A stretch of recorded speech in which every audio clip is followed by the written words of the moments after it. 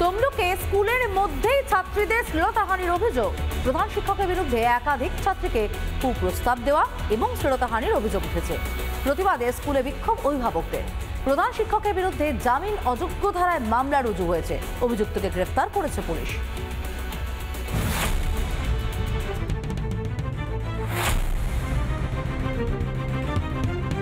তমলুকে ডহরপুর তপশিলি high স্কুলে ছাত্রীদের শ্লীলতাহানি। একাধিক ছাত্রীর শ্লীলতাহানির অভিযোগ প্রধান শিক্ষকের বিরুদ্ধে।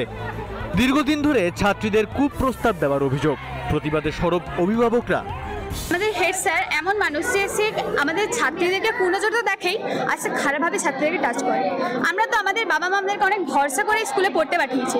স্যার যদি এরকম হয় তাহলে স্টুডেন্টরা তো স্কুলে আসতেই পারবে না। অনেকে এই কারণে স্কুলে আসে, পরীক্ষার সময় স্কুলে পরীক্ষাটা দিয়ে আবার চলে যায়, তারা আর কোনোদিন স্কুলে আসে। মেয়েদের গায়ে হাত দেয়, এমনকি এমনও শুনেছি কেউ যদি বাথরুমে ঢুকে বাথরুমের কাছে গিয়ে দাঁড়িয়ে থাকে। আমরা চাইছি হয় স্যারকে এখান থেকে রাখবো না, হয় সরিয়ে যেতে হবে, নাহলে আমাদের মেয়েদের টিসি দিয়ে দিক, আমরা নিয়ে চলে যাব। প্রধান শিক্ষককে ঘিরে চলে তুমুল বিক্ষোভ। যদিও গোটা ঘটনায় মুখ খুলতে নারাজ অভিযুক্ত প্রধান শিক্ষক। অভিযুক্ত প্রধান শিক্ষকের বিরুদ্ধে থানায় লিখিত অভিযোগ দায়ের।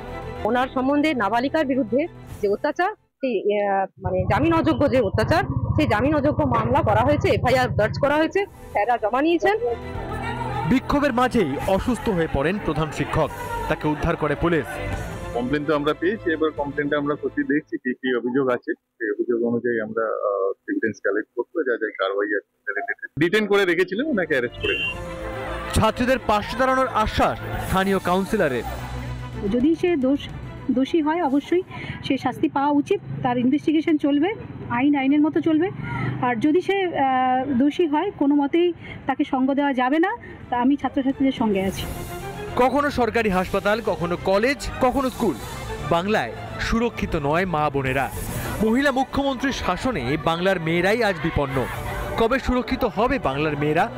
রিপাবলিক বাংলা। রবীন্দ্রনগরে ব্যবসায়ী খুনের কিনারা। মূল অভিযুক্ত হাসান গাজী ওরফে মিঠুকে রাজস্থানের আজমের শরীফ থেকে গ্রেফতার করল পুলিশ। এর আগে রবীন্দ্রনগরের ঘটনায় মিঠুর 3 শাগরেদকে গ্রেফতার করেছে পুলিশ। 22 দিন নিখোঁজ থাকার পর গত বুধবার তাজউদ্দিনের পচা গলা দেহ উদ্ধার হয়। এবার চলে মূল অভিযুক্ত।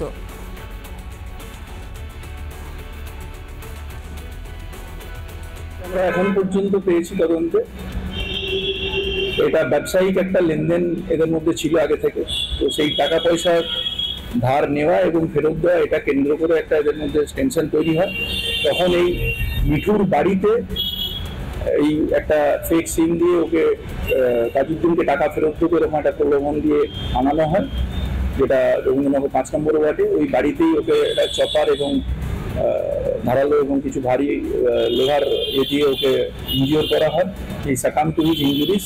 তাজউদ্দিনকে মারার পর তার ওখান থেকে যতটা সম্ভব ওরা পেরেছে এভিডেন্সগুলোকে লোপাট করার চেষ্টা করেছে। ওটাকে রক্ত ধুয়ে মুছে বডিটাকে বাড়ির পিছনে একটা ডোবার মধ্যে ডাম্প করা হয়। নানা ধরনের কন্টেন্ট দেখার জন্য লাইক করুন, শেয়ার করুন আমাদের ফেসবুক পেজ, সাবস্ক্রাইব করুন আমাদের ইউটিউব চ্যানেল। পাশাপাশি অন্যান্য ব্রেকিং নিউজের জন্য অবশ্যই চোখ রাখুন রিপাবলিক বাংলায়।